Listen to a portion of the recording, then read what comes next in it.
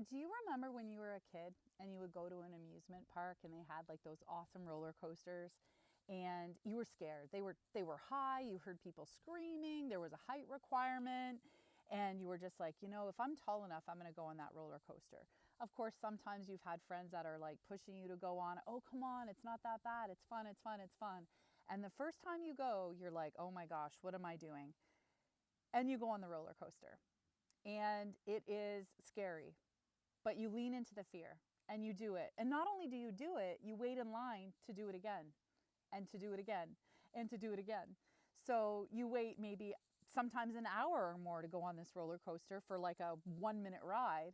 But you get such an incredible feeling of euphoria because you've overcome your fears. Now, why is it that in life we don't go through that door of fear? Is it because we don't know what's going to be on the other side? Is it because we would rather stay in our comfort zone? Well, to give you an idea, my name is Julie, and I've been an artist now professionally for over a year, almost a year and a half. And I took that leap of faith. I decided that there was no plan B. I realized that a lot of people who I knew in life who had a plan B oftentimes would have that plan B in the back of their head and then never gave plan A their all. They were like, well, if this doesn't work out, I'll go do something else. Or if they had a something go wrong and it wasn't, like, I guess you could say it's a failure, rather than look at it as a redirection or as a lesson to help them become stronger and not do it again, a lot of times they would just, sorry, I'm trying to get situated. They would just give up and they would go back into something that was more comfortable. Now, I know a lot of people, whether it's a relationship or a job or where they're living, where they're just staying where they're at because comfort and familiarity is better than uncertainty and not knowing where they'll end up. And I talk about this example a lot where I found a house that I absolutely loved 3 years ago. It was perfect. It was beautiful. It was on 4 acres, walkout basement. It was beautiful. Had a gorgeous gazebo. I could convert it to an art studio. It was great.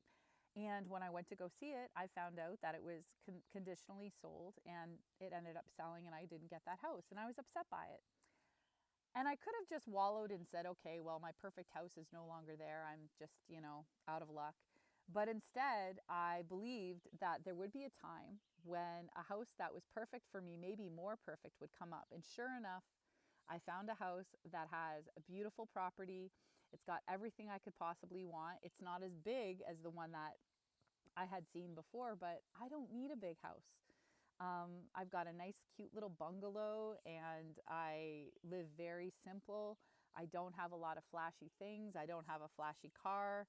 But I spend all day creating. And some days I create for 13, 14 hours.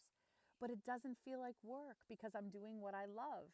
And all of us have this gift. It shouldn't be that you're told you have only a year left on this planet for you to finally say, yeah, maybe I should do what I love. Because we get in these comfort zones and we go through this rigmarole where we wake up every day at a certain time and go through the same motions again, like it's Groundhog Day. And we just go to a job that gives us absolutely no fulfillment whatsoever.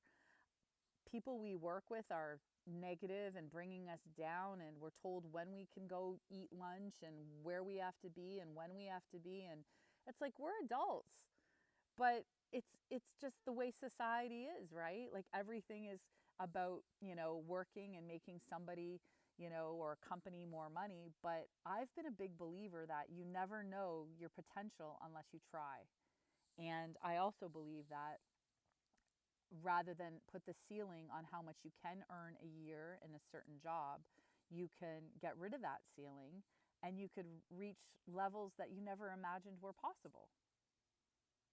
So as I sit outside in my painting apron, I wanted to share this reminder to everyone that we all have something that we enjoy and something we could actually make a living doing. For many years, I helped people start businesses, and it was one of the most rewarding things I've ever done. And I'm considering doing that again in the future, offering some sort of a mentorship program. If that's something that interests you, tell me in the comments. I do already have a lot on my plate, including starting this new channel, which, by the way, thanks for watching. But I really am passionate about wanting to help people find what it is that they're good at, that they can monetize doing, and that they can reach other people. Because the reality is, we all have gifts. Sometimes we don't always know right off the hand what they are. But I've been able to help people find what really makes them happy. And there we go, kind of moving it a bit. And I hope to do the same for you. So I just want to say thanks for watching and being part of this community. And I'm going to try to post more regularly on this channel. I got to show you something funny. Look at my dog. Oops, wait, you can't see my dog. He's down there. Let me reverse 1 second. He's like laying in the driveway. Can you see that little dot right there?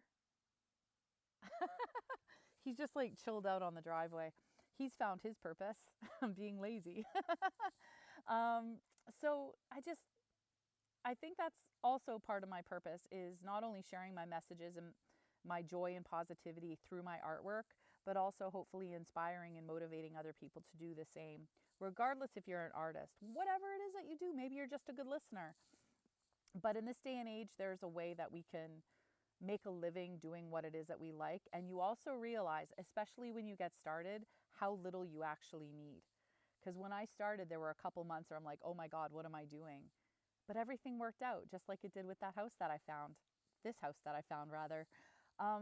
So yeah, thanks for being here. I appreciate you watching this video. If you haven't already, please give me a subscribe. It would mean the world to me. And thank you for getting here so far. And I really welcome all of your comments. I do read each and every one of them. Thank you.